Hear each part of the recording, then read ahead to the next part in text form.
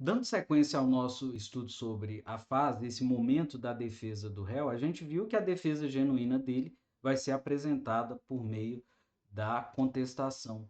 Mas além da contestação, essa fase do processo também abre outras oportunidades. Então eu queria falar com vocês sobre a possibilidade dele provocar uma intervenção de terceiros. Então, nesse momento, duas intervenções de terceiros serão muito comuns no nosso dia a dia. Primeiro, a denunciação da lide. Qual é a característica dessa intervenção de terceiros? Eu vou trazer um terceiro para participar dessa relação processual, fundado no exercício de um direito de regresso. Isso atende ao princípio da economia processual. Então, primeira ideia, essa é uma intervenção que gera uma ação de regresso. Então, se eu estou falando de uma ação de regresso, isso significa que não há a obrigatoriedade de que o réu ele promova a denunciação da lide. Ele pode fazer uma opção, e está perfeito com o sistema, de ajuizar uma ação regressiva autônoma depois, em qualquer outro momento. Então, isso aqui não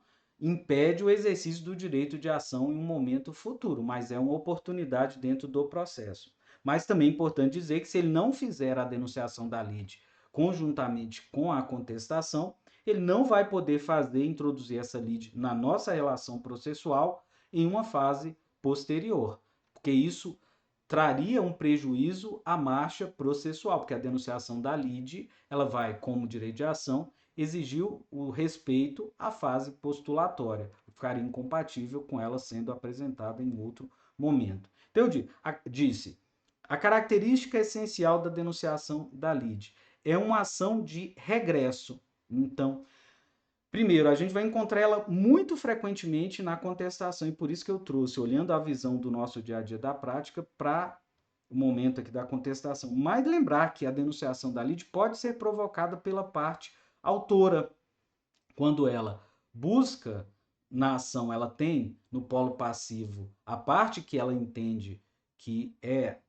a causadora do dano ou da ameaça de dano a ela, mas ela pode fazer a denunciação da lide fazendo um exercício já regressivo em caso de improcedência da sua pretensão em face do réu originário. Então ele pode, por exemplo, buscar uma reivindicação do bem nas mãos de quem está com esse bem, esse seria o titular do polo passivo, e fazer uma ação regressiva decorrente da evicção, na eventualidade da improcedência do seu pedido contra o réu original, que o juiz reconheça regressivamente, então, o seu direito à indenização, restabelecimento da situação jurídica em face daquele que alienou a ele o bem que está em debate nessa causa principal. Mas, como eu disse, a denunciação vai ser mais comum quando ela é feita pelo réu.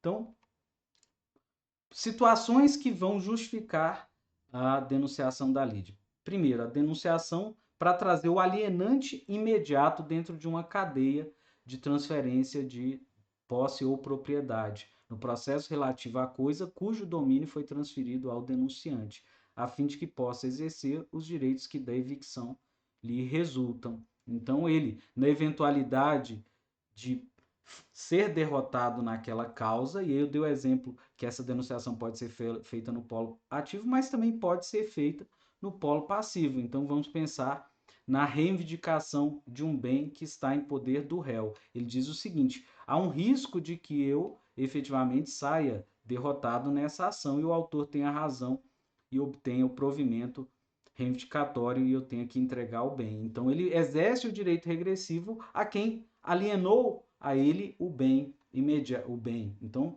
o alienante imediato. Presta atenção na palavra imediato, que o código ele agora ele impede fazer a denunciação da lide per saltum, que era uma discussão que a gente tinha terminado. Per saltum significa por salto. Eu pego a cadeia dominial e não faço a denunciação do antecedente imediato na cadeia e busco alguém fora dessa, quer dizer, que esteja dentro dessa cadeia, mas não seja efetivamente o alienante imediato. Então, o código agora ele elimina a possibilidade da denunciação per salto. E aquele que estiver obrigado por lei ou pelo contrato a indenizar em ação regressiva o prejuízo de quem for vencido no processo. O exemplo mais fácil da gente contextualizar o inciso 2 é a questão do contrato de seguro. Então, pelo contrato, a seguradora tem o dever de indenizar o prejuízo do segurado caso ele seja vencido no processo, por exemplo, uma ação indenizatória decorrente de um acidente de veículos. O direito regressivo será exercido por ação autônoma quando a denunciação da lide for indeferida, deixar de ser promovida ou não for permitida. Então aqui o código ele quis ser bastante expresso no sentido de que a denunciação da lide é sempre uma faculdade, que é aquela dúvida que a gente pode ter lá no dia a dia.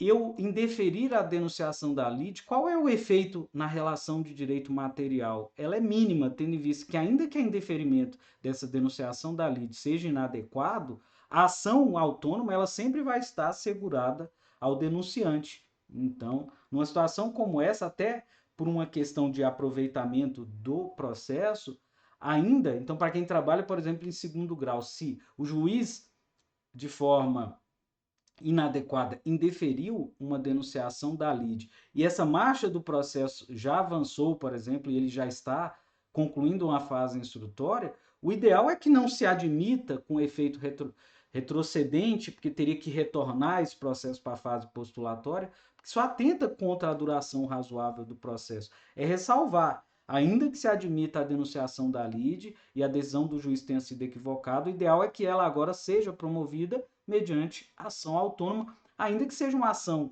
pela sua natureza que possa ser reconhecida como conexa e leve à reunião dos processos para uma decisão conjunta perante aquele juízo. Denunciações sucessivas. Se a gente está falando que a denunciação ela atende ao princípio, o princípio da instrumentalidade, duração razoável do processo, evitando o ajuizamento de uma ação autônoma, essas denunciações sucessivas elas podem prejudicar a marcha processual. E aí, olha lá, admite-se uma única denunciação sucessiva promovida pelo denunciado contra o seu antecessor imediato na cadeia dominial. Então, veja, aqui é aquela preocupação de evitar a denunciação por salto, per saltum.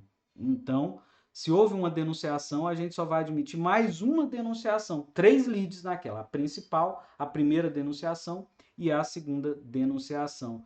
Quando viesse eventualmente a provocação por outra denunciação, o juiz não vai dizer que não se admite aquela ação eventualmente pode até ser admitido, mas deve ser exercido por ação autônoma, é o que diz aí a parte final do parágrafo 2º. Se essa denunciação for feita pelo réu, eu disse que ela pode ser feita pelo autor. Olha o 128 que ele traz para a gente uma orientação relevante sobre qual vai ser a solução jurídica. Então, olha, se o denunciado contestar o pedido formulado pelo autor, então vejam a lide regressiva. Esse denunciado, e vamos pegar o exemplo aí da seguradora. Então, se a seguradora ela contestar o pedido formulado pelo autor de indenização, porque ela tem interesse jurídico em que o autor seja vencido nessa causa, porque se ele for vencedor, o direito de regresso ela terá que assumir o valor da indenização que o réu for condenado. Então, ela pode assumir uma posição de litisconsórcio com o denunciante. Então, ela se coloca numa posição de litisconsórcio passivo, defendendo-se também contra o autor principal. Ok? Essa é uma perspectiva. 2. Se o denunciado for revel, então fez a denunciação, o denunciado vai ser citado e ele pode não apresentar sua contestação. Nessa situação, veja bem, o denunciante, que é o réu originário dessa ação, pode deixar de prosseguir com sua defesa, eventualmente já oferecida, e abster-se de recorrer, restringindo sua atuação à ação regressiva. Então, ele pode desistir de contestar o pedido principal e centrar sua defesa tão somente no exercício desse direito de regresso. E se o denunciado, então pensa aí numa situação, por exemplo, como da evicção, o réu fez a denunciação baseada no seu direito decorrente da evicção. Mas se esse denunciado confessar os fatos alegados pelo autor na ação principal, isso vai levar, muito possivelmente, a um acolhimento da pretensão da ação principal, o denunciante poderá prosseguir com a sua defesa, ou aderindo a tal reconhecimento, pedir apenas a procedência da ação de regresso. Então, o código coloca-se um quadro que seja lógico. Então, fez a denunciação pelo exercício aí decorrente da evicção. O réu, o denunciado, ele confessa que os fatos alegados pelo autor são verídicos. O denunciante, que é o réu dessa ação principal, ele pode tomar dois caminhos que são possíveis nessa relação processual. Primeiro, ele continua na defesa que ele apresentou, continua resistindo à pretensão da parte autora. Ou ele pode dizer, diante da manifestação do denunciado, eu reconheço o pedido principal e o meu interesse é tão somente na procedência do pedido formulado nessa ação regressiva. Então, o que o código revela seriam soluções naturais. Qual a implicação disso aqui para a gente? As questões que vão levar à sucumbência. Então, causalidade vai ser um princípio que a gente vai aplicar aqui para fins de sucumbência. Questão aqui também importante, ó, procedente o pedido da ação principal. Então, a gente tem uma ação principal e uma ação regressiva. Pode o autor, se for o caso, requerer o cumprimento da sentença também contra o denunciado nos limites da condenação deste na ação regressiva. Então, aqui está pressupondo, julgou-se procedente a ação principal, julgou-se procedente a ação regressiva. Numa visão formal do processo, o autor originário ele não tem uma relação jurídica com o denunciado. Então, são duas ações ali distintas. Mas o código aqui,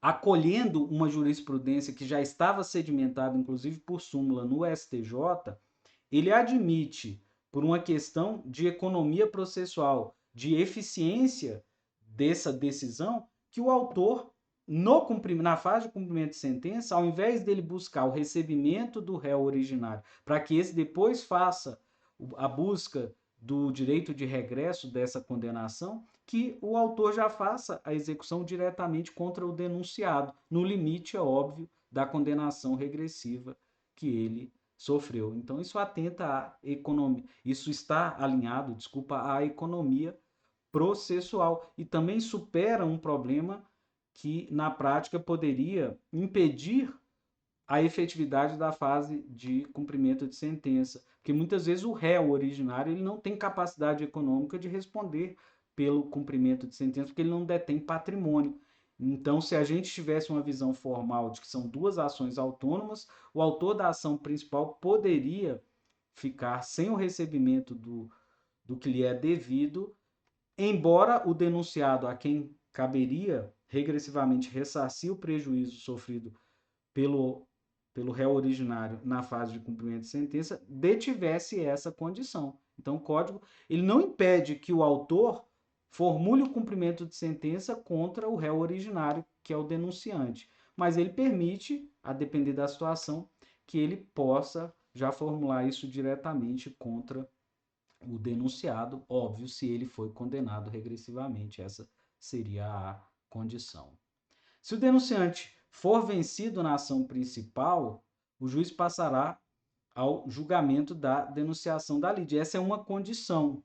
Então, a denunciação da lide, para ser julgada, o denunciante precisa ser vencido. Porque se ele for vencedor, está prejudicado, não tem mais direito de regresso a ser discutido.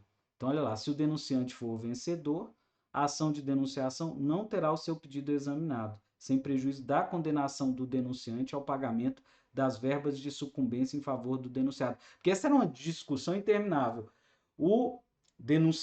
A denunciação da lide é uma faculdade que atrai para quem faz a denunciação um risco, que é, se ele for vitorioso na ação, houve a prejudicialidade da ação de regresso. Significa que essa ação de regresso a rigor não deveria existir. Então, se aplica a causalidade e ele paga honorários para o advogado do denunciado. Então, coloca um fim a essa discussão de se haveria ou não sucumbência pela causalidade e se o advogado denunciado nessa situação de prejudicialidade do exame da denunciação receberia ou não um valor. E quem seria o responsável por pagar esse valor? Porque alguns sustentavam, se a ação foi se o pedido da ação principal foi improcedente, significa que o autor da ação também deveria pagar a verba para o advogado do denunciado. E o código disse não porque o réu tem a faculdade de decidir se ele faz ou não a denunciação.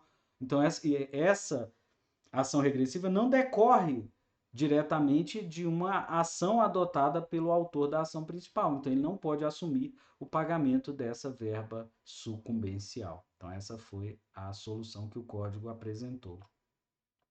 Segunda forma de intervenção de terceiros que pode surgir na contestação é o chamamento ao processo. Então, essa é uma intervenção provocada para a formação de um litisconsórcio no polo passivo. Essa forma de intervenção de terceiros só é possível por provocação do réu. Então, também é uma faculdade dele, ele não está obrigado a fazer o chamamento ao processo. Em que situações que a gente vai ter a possibilidade? Quando há devedores solidários e o autor optou por mover a ação só em relação a um deles. Quando a gente tiver um contrato com fiança em que somente um dos fiadores veio ao polo passivo, então ele pode chamar os demais fiadores para integrar o polo passivo em litisconsórcio com ele, pode chamar o devedor principal, o afiançado, para vir integrar o polo passivo com ele, e no caso de devedores solidários, conforme eu comentei, ele pode trazer esses demais para pagar uma dívida que é uma dívida comum. Então, estão aí essas três possibilidades. Se ele não fizer o chamamento do processo nesse momento da contestação, a gente vai ter também a preclusão da possibilidade. Ele vai exercer esse direito depois em uma ação autônoma em face desses codevedores. Então, olha lá, a situação daqueles que devem figurar em litisconsórcio passivo será requerida pelo réu na contestação e deve ser promovida no prazo de 30 dias, sob pena de ficar sem efeito o chamamento. Por que houve a preocupação no 131 de colocar esse prazo de 30 dias? Tendo em vista que esse é um litisconsórcio não desejado pela parte autora, a gente precisa ter atenção. Era um litisconsórcio facultativo que não foi formado pelo autor, desculpa. Então, se o réu quer formar esse litisconsórcio, ele não pode prejudicar a marcha do processo olhando na perspectiva da parte autora. Então, ele tem que adotar todas as providências para que essa citação aconteça em 30 dias, sob pena do juiz desconsiderar, tornar prejudicado aquele chamamento ao processo. Por óbvio, aplicando o entendimento do STJ, esses 30 dias eles não poderão ser invocados quando o atraso decorre exclusivamente da ineficiência do serviço judiciário. Então, se ele é imputado ao judiciário, por óbvio, esse prazo eventualmente pode ser ultrapassado. E se o chamado a integrar esse polo passivo residir em outra comarca, seção ou subseção judiciárias, ou estiver em lugar incerto, o prazo para que a citação ocorra é de até 2 meses, justamente para não comprometer a marcha do processo, a duração razoável deste processo. A sentença de procedência valerá como título executivo em favor do réu que satisfez a dívida, a fim de que possa exigi-la por inteiro do devedor principal ou de cada um dos codevedores a sua cota na proporção que lhes tocar. Então, olha também economia processual. Dentro desse mesmo processo, dessa mesma relação processual, havendo o pagamento, a satisfação da dívida em face da condenação, qualquer um deles, o chamamento ao processo tem essa perspectiva, porque lembrar, ainda que ocorra o chamamento ao processo, olhando lá na prática, que essa pode ser uma dúvida, o nosso autor, na fase de cumprimento de sentença, ele está obrigado a mover esse cumprimento de sentença em face de todos aqueles litisconsortes? Não, ele pode escolher qual litisconsorte ele entende, qual dos devedores detém patrimônio e que ele vai obter sucesso. Então, ele pode escolher na fase de cumprimento, exigir de qualquer um deles. E ele exigindo de um só, que satisfizer essa dívida, se houver uma solidariedade, esse que pagou vai poder, dentro desse mesmo processo, como uma fase subsequente, mover um cumprimento de sentença em face do devedor principal para exigir dele o ressarcimento integral daquilo que ele pagou no cumprimento de sentença, ou ele poderá mover em face dos codevedores, exigindo de cada um a satisfação pela cota que cada um tem que se responsabilizar. Então, são fiadores, por exemplo, ele pode exigir do segundo fiador, que ele ressarça metade daquele valor, tendo em vista que eles prestaram aquela fiança em solidariedade. Então, a cota ideal na proporção de cada um seria cada um arcar com metade, embora em face do credor principal ele pague a integralidade. Então, essas são as disposições que eu queria trazer para vocês sobre as possibilidades de intervenção de terceiros. E vejam que elas são faculdades, porque não são sujeitos que inauguraram essa relação processual, mas tão somente são sujeitos que foram convidados a vir participar dessa relação processual. Todos esses direitos decorrentes de um chamamento ao processo ou de uma denunciação da lide podem ser exercidos em ação autônoma. Só completando o tema do nosso curso sobre intervenção de terceiros, a gente tem outras 3 modalidades de intervenção, mas que não estão relacionadas agora a essa fase de contestação. A gente tem a figura do amicus curia, que é aquele que poderá ser convidado a, em algum momento da relação processual, trazer informações que são relevantes e pertinentes para uma compreensão mais aprofundada daquele tema, e ele vai contribuir na qualidade da decisão. E lembrar que o amicus curiae ele não tem interesse jurídico na relação processual, ele tem um interesse institucional de participar, de colaborar, de cooperar com as informações que ele detém pela especialidade daquela pessoa ou organismo ou instituição em relação à temática em debate. É muito comum a figura do amicus curiae em processos de repercussão, de maior repercussão ou repetitivos. Então, nos recursos repetitivos que vão gerar efeito vinculante, por exemplo, a atuação do amicus curiae, em muitas situações, ela vai se justificar. Mas nada impede que, no primeiro grau, o juiz, a depender da complexidade da causa, possa convidar a participação ou, eventualmente, essa instituição possa espontaneamente provocar o seu ingresso para a participação naquele processo, trazendo as suas contribuições. A outra, né, então a gente já falou de 3, a quarta modalidade seria a desconsideração da personalidade jurídica. A gente não vai tratar aqui no curso de procedimento comum, que embora o código permita que o autor, na petição inicial, provoque a desconsideração da personalidade jurídica, ela vai ser muito comum no nosso dia a dia, no processo de execução ou na fase de cumprimento de sentença. E, por fim, a gente tem a figura da assistência. Então, a assistência ela é uma intervenção espontânea de quem tem interesse jurídico em, de alguma forma, auxiliar uma parte na sua defesa para que ela obtenha um provimento favorável. Então, a assistência, essa intervenção espontânea pode ser tanto em favor do autor quanto do réu no processo, e ela pode acontecer em qualquer fase do processo, inclusive na fase recursal. Então, não é típica essa intervenção da fase de contestação, embora eventualmente ela possa acontecer. Então, a gente para esse bloco por aqui com esse tema de intervenções de terceiros na fase de contestação.